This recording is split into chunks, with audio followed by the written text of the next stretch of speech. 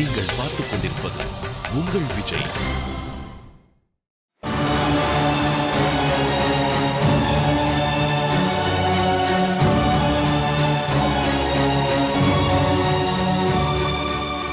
கல்பனா,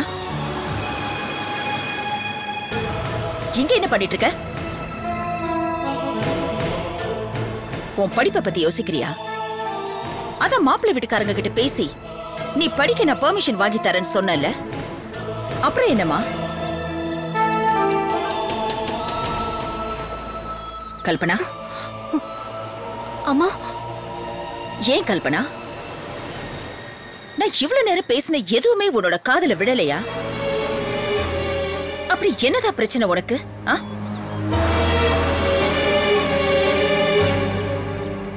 எனக்கு புரியுது. எந்த ஒரு பொண்ணுக்கும் கல்யாணம் ஆகி புருஷன் வீட்டுக்கு போகும்போது பிறந்த வீட்டை பிரியறது மனசுக்கு கொஞ்சம் கஷ்டமா தான் இருக்கும். இந்த மாதிரி கஷ்டத்தை எல்லாம் நானும் அனுபவிச்சிருக்கேன்.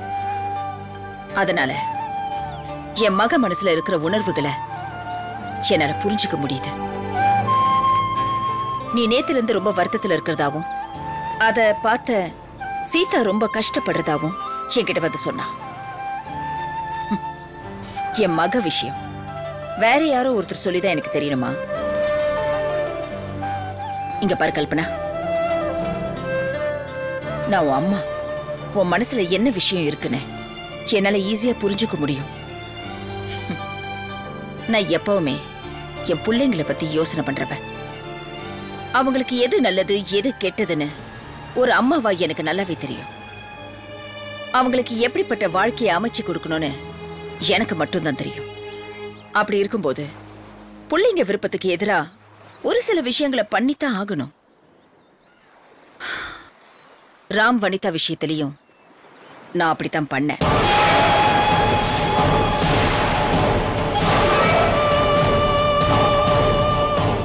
அம்மா, அப்போ அண்ணனோட லவ் மேட்டர் உங்களுக்கு தெரியுமா? தெரிஞ்சுதான் இந்த கல்யாணத்துக்கு ஒத்துக்கிட்டீங்களா? தெரியும். ஏன்னா நான் உன் அம்மா. ராம் வனிதாவை கல்யாணம் பண்ணி இருந்தா 1 வருஷம் இல்ல 2 வருஷம் சந்தோஷமா இருந்திருப்பான். ஆனா வாழ்க்கை பூரா ராம வனிதா சந்தோஷமா வச்சிருக்க மாட்டான். அதுக்குதான் சீதாவை நான் என் மருமகளை கொண்டு வந்தேன். ஆனா அப்படி இருந்தாலும் அது நீ என்ன சொல்ல வரன்னு எனக்கு நல்லாவே தெரியும். சீதாவை கல்யாணம் பண்ணி கூட்டிட்டு வந்ததுல இருந்து ராம் சந்தோஷமா இல்லைன்னு தானே சொல்ல வர?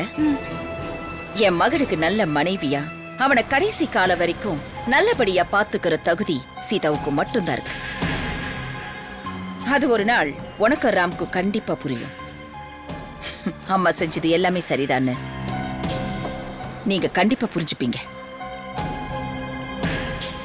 அதே மாதிரி உன் விஷயத்துல நான் என்ன முடிவெடுத்தாலும் அது உன் நன்மைக்கு தான் எடுப்பேன். அதை நீ புரிஞ்சுக்குவேன்னு நினைக்கிறேன். அதே மாதிரி என் பசங்களும் என் விருப்பத்துக்கு எதிராக நடந்துக்க மாட்டாங்கன்னு நம்புறேன். இங்க பாரு, நீ மருமகளை போற வீட்டுல நம்ம குடும்பத்தோட மரியாதையை நீ காப்பாத்துவேன்னு நம்புறேன். சரி, அவங்க வரதுக்கு நேரம் ஆயிடுச்சு. நீ சீக்கிரமா ரெடி ஆயிட்டு வா. நான் மத்த எல்லா வேலையும் பாத்துக்கிறேன். என் பொண்ணை பாக்குறவங்க இந்த மாதிரி பொண்ணு எங்கேயுமே இல்லைன்னு அவங்க சொல்லணும். அதத்தான் உன் அம்மா மனசார கேட்டு சந்தோஷப்படணும். சரியா? சீக்கிரமா ரெடி ஆயிட்டு வா.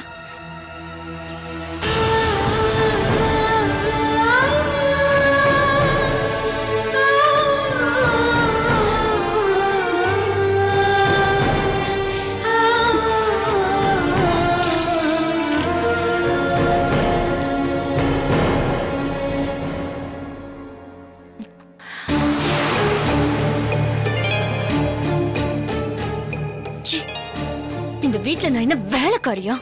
எப்ப பார்த்தாலும் என்னையே வேலை செய்யன்னு சொல்லிட்டு இருக்கிறதுக்கு.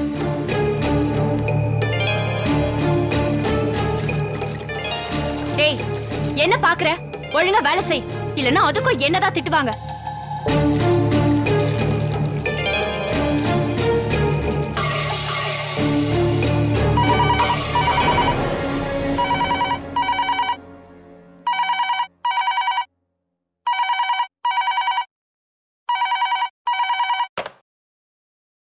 ஹலோ அம்மா, நான் பிரியா பேசுறேன். என்னடா கண்ணு? ஆமா, கொஞ்சத்துக்கு இதான் நேரமா? நான் இங்க கண்ணு மொழியெல்லாம் பிதுங்கி போய் நிக்கிறேன். இங்க இருக்கிறவங்க எல்லாம் சேர்ந்து என் உயிரை எடுத்துருவாங்க போல இருக்கு. ஏன்? வேலை செஞ்சு செஞ்சு நான் சாக போறேன் பாரு. ஏமா? அம்மா, நேத்து என்னதான் பர்ச்சேஸ் பண்ண சொன்னாங்க. இன்னைக்கு இந்த வீடெல்லாம் தொடச்சு அலங்காரம் பண்ண சொல்றாங்க. அந்த கல்பனாவை பார்க்க யாரும் வராங்கன்னு என்ன போட்டு பிழியறாங்க. என்னமோ மகாராஜாவே வர மாதிரி ஓவரா சீனை போடுறாங்க. அடியே அசடு, இந்த சந்தர்ப்பத்தை வச்சுதான் நீ யாருன்னு காட்டணும். நீ செய்யற வேலைய பார்த்து அந்த சீதாவை விட நீ நல்லா செய்யறேன்னு எல்லாரும் உன்னை பாராட்டணும். அந்த அளவுக்கு நீ நடந்துக்கணும். அட போமா, நான் என்னதான் வேலை செஞ்சாலும் பேரு வாங்குறதுக்குனே அந்த சீதா பிறந்திருக்கா. சீதா எந்த தப்பு பண்ணாலும் அவங்க கண்ணுக்கு அது தப்புனே தெரியாதுமா. நான் சும்மா இருந்தா கூட அது தப்புன்னு தெரியுதுமா. ஏய், இன்னும் இங்கே தொடச்சிட்டு இருக்க? ஐயோ, போய் அந்த பக்கம் கிளீன் பண்ணு போ. சொல்லுமா. ஏய் பிரியா, வேலைக்காரங்க கிட்ட ஏண்டி எரிஞ்சு விடுற? பிடிக்கலனா கூட அன்பா பேசுற மாதிரி நடி. அப்பதான் உன் வீட்ல எல்லார்கிட்டயும் நீ நல்ல பேர் வாங்க முடியும். அம்மா, இத பாரு, நீ சொல்ற மாதிரி நடந்தா கடைசி வரைக்கும் இந்த வீட்டை தொடச்சிட்டு இருக்க வேண்டிதான். வேற ஒண்ணுமே நடக்காது.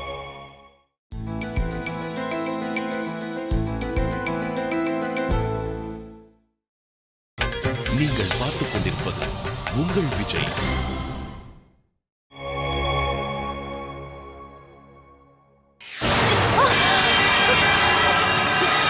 சீதா, என்னாச்சுமா? இல்ல, எடுத்துட்டு வரப்போ கீழே கொட்டிடுச்சு. கொஞ்சம் பார்த்து ஜாக்கிரதையா பண்ணுமா. ஆமா, பிரியா எங்க?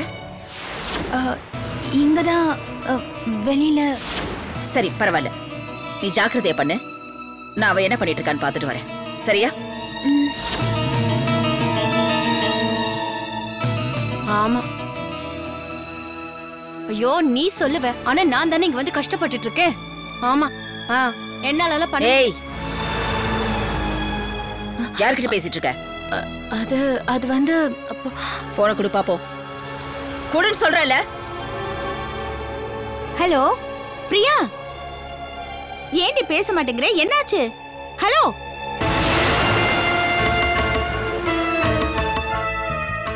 வீட்ல எல்லாரும் வேலை செஞ்சுட்டு இருக்காங்க, ஆனா நீ எந்த வேலையும் செய்யாம போன்ல அரட்டை அடிச்சுக்கிட்டு டைமை வீணாக்கிட்டு இருக்கியா? ஹலோ. இல்ல, அம்மா ஏதோ பேசணும்னு போன் பண்ணாங்க. அதுக்கு ஒரு நேர காலம் கிடையாதா? வீட்ல வேலை இருக்குன்னு உங்க அம்மா கிட்ட சொல்லணும். அங்க பார், உன் வேலையை சீதா பண்ணிட்டு இருக்கா, ஆனா நீ இங்க போன்ல பேசிக்கிட்டு ஜாலியா இருக்க. போ, போய் வேலையை பாரு.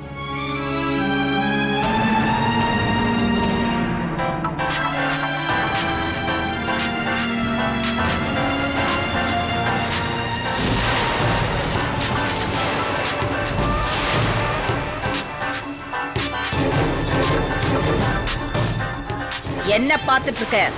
போய் வேலையை செய்யும் சொன்ன. போ.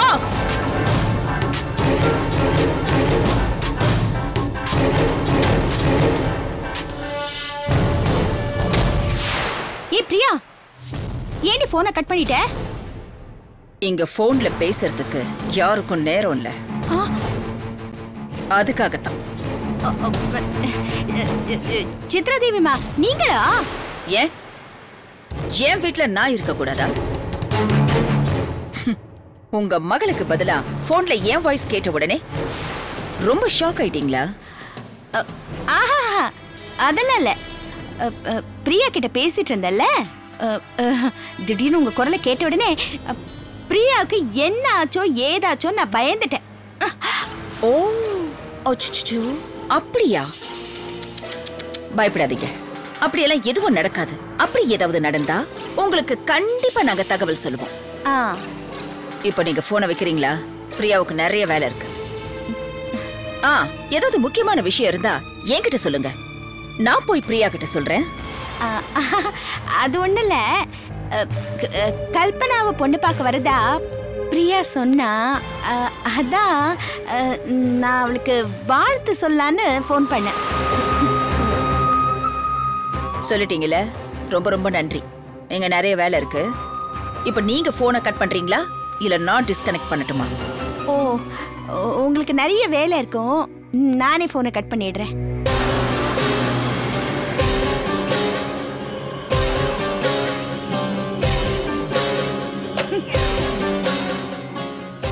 ஏய் சித்ரா தேவி, மாப்பிள்ளை வீட்டுக்காரங்க வராங்களா? வரட்டும் வரட்டும். இந்த சந்தர்ப்பத்தை வச்சு நான் என்ன பண்றேன்னு மட்டும் பார்த்துக்கிட்டு.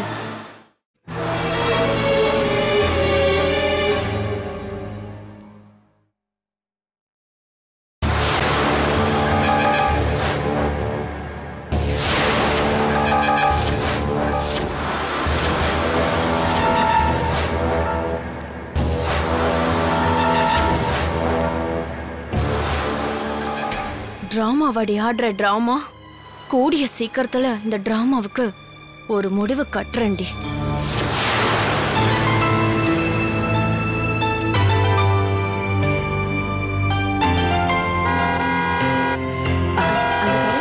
அவங்க வந்துட்டாங்க. வாங்கம்மா. வாங்க. வாங்க சார். வணக்கம் வணக்கம் வணக்கம். வணக்கம். வாங்க வாங்க உள்ள வாங்க. வாங்க, உள்ள வாங்க. வாங்கம்மா.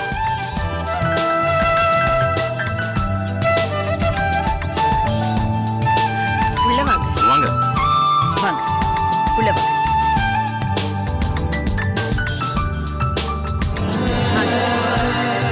வாங்க. please வாங்க. வாங்க. உட்காருங்க. உட்காருங்க.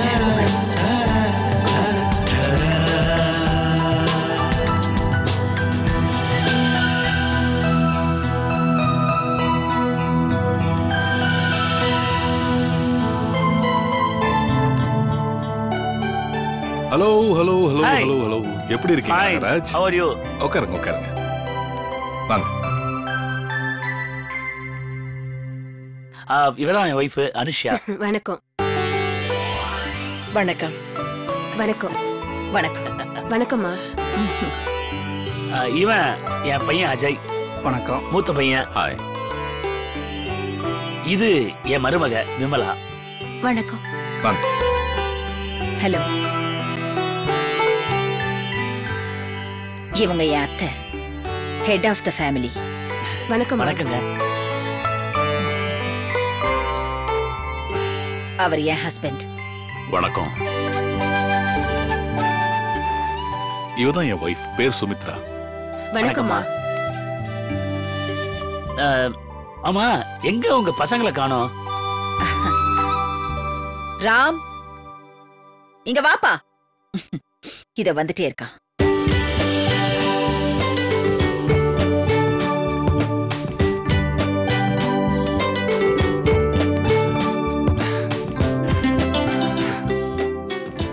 வாங்க வாப்பா.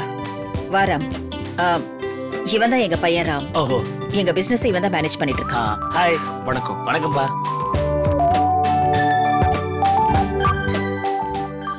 உங்க பையனை நல்லா தெரியுமே, ஒரு சில பிசினஸ் மீட்டிங்ல பாத்திருக்கேன். ரவி, மூத்தார் பையன். ஹாய் ரவி. ஓ ரவி, நீங்க படிக்கிறீங்களா? படிச்சு படிச்சு போர் அடிச்சு போச்சு அங்கிள். அதான் அண்ணனுக்கு துணையா கம்பெனி வேலையெல்லாம் பார்த்துட்டு இருக்கேன்.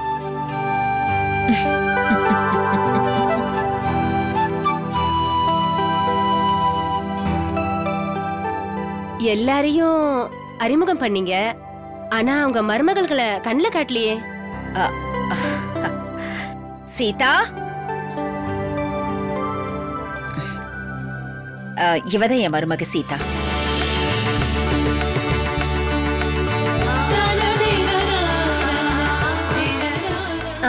வணக்கம். ரொம்ப லட்சணமா இருக்காமா. இந்த மாதிரி மருமக அமையறதுக்கு நீ ரொம்ப புண்ணியம் பண்ணிருக்கணும் சித்ரா.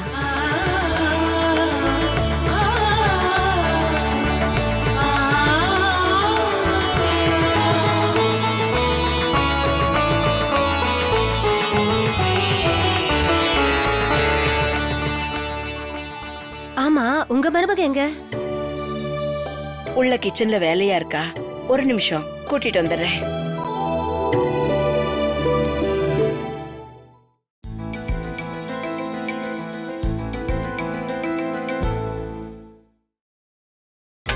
நீங்கள் பார்த்துக் கொண்டிருப்பது உங்கள் விஜய்.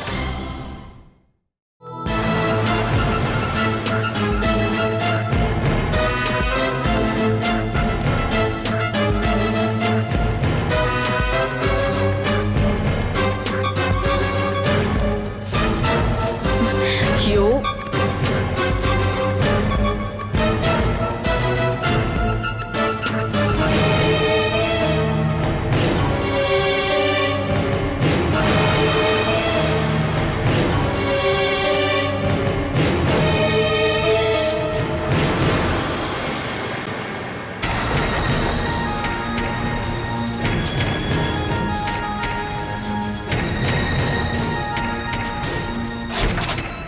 பிரியா, அத்த, மாப்பிள்ளை வீட்டுக்காரங்க உன்னை பார்க்கணும்னு சொல்றாங்க, சீக்கிரம் வா. சரி அத்த, ஏதோ ஜூஸ் எடுத்துட்டு வந்துடுறேன். வாமா. சரி.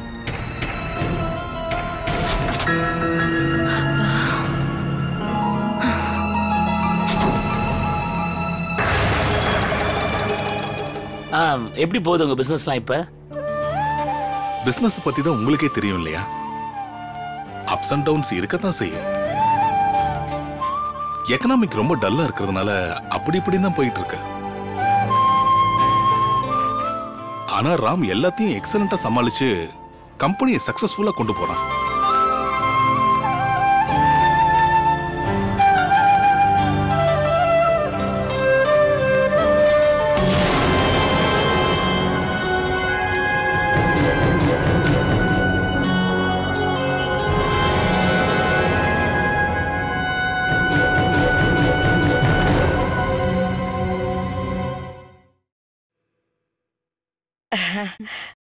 இவதான் என் மருமக பிரியா.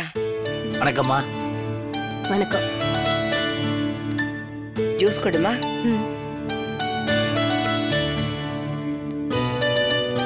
தேங்க்யூமா.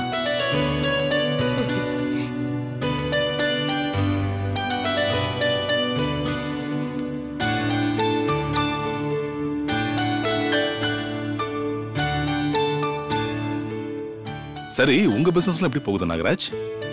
நல்லபடியா போயிட்டு இருக்கு. என்னை விட என் மகனே கம்பெனி நல்லா பாத்துக்கிறான். அதனாலதான் என் பையன் வர முடியல.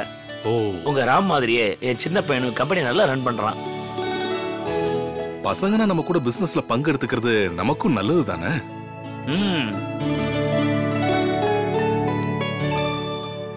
சரி தேவராஜ், உங்களை எந்த பிசினஸ் மீட்டிங்ல பார்த்தது இல்லையே, நீங்க என்ன பண்றீங்க?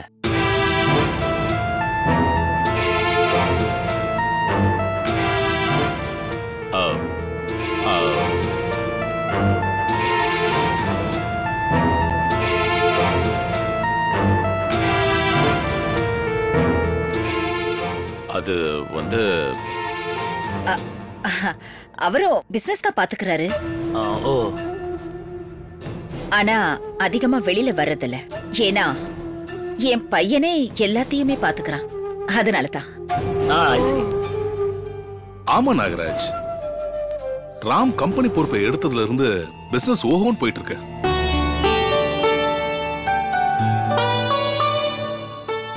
குட். உங்க ஃபேமிலி பார்த்தா ரொம்ப சந்தோஷமா இருக்கு.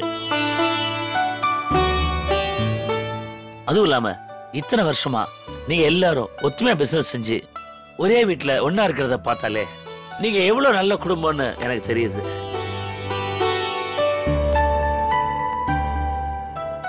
ஏங்க, ஆம்பளைங்களே பேசிட்டு இருந்தா எப்படி? எங்களுக்கும் கொஞ்சம் வழி விடுங்க. நாங்களும் வந்த வேலையை பார்க்கணும்ல. தாராளமாமா. சித்ரா, பொண்ணு கொஞ்சம் வர சொல்லுங்க. என் பேத்திய பார்த்த உடனே உங்களுக்கு பிடிச்சு போயிடும். சித்ரா, கல்பனாவை கூட்டிட்டு வா. சரிங்க அத்தை. அத்தை, நான் போய் கூட்டிட்டு வரேன் அத்தை. சரி சீதா, போய் கூட்டிட்டு வா. உங்க மகன் என்ன படிக்கிறா? பிகாம் ஃபைனல் இயர் படிச்சிட்டு இருக்கா. படிப்புல ரொம்ப கெட்டிக்காரி. அப்படிதான் இருக்கணும். நம்ம காலம் மாதிரிலாம் இப்ப பொம்பளை பிள்ளைங்க இல்லங்க. தனியா பிசினஸ் பண்றாங்க, இல்லனா புருஷன் பிசினஸ ஷேர் பண்றாங்க. ஆனா எங்க குடும்பத்தை பொறுத்த வரைக்கும் உங்க பொண்ணு ராணி மாதிரி வீட்ல இருந்தா போதும்.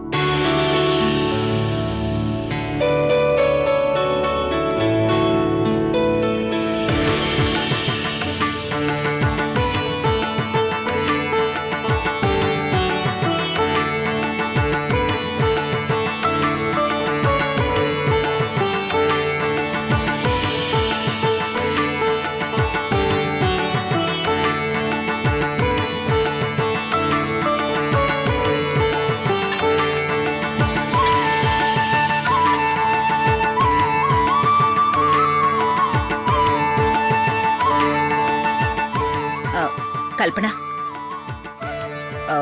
முதல்ல அவங்க கிட்ட ஆசீர்வாதம் வாங்கிக்குமா.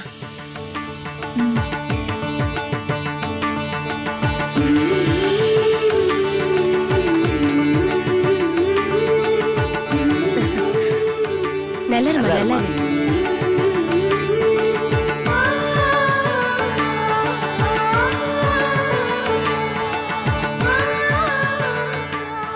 ஏம்மா நிக்கிற? ஸ்வீட் எடுத்து கொடு. ஷோ, நான் மறந்தே போயிட்டேன். கல்பனா, எல்லாருக்கும் ஸ்வீட் எடுத்து கொடுமா.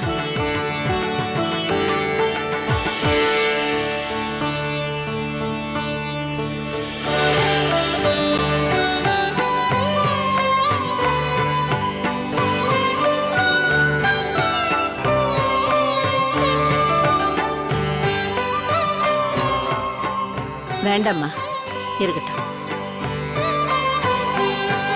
வேண்டாம் வேண்டாம்.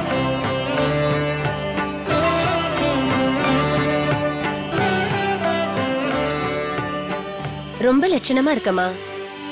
உனக்கு சமையல்லாம் தெரியுமா?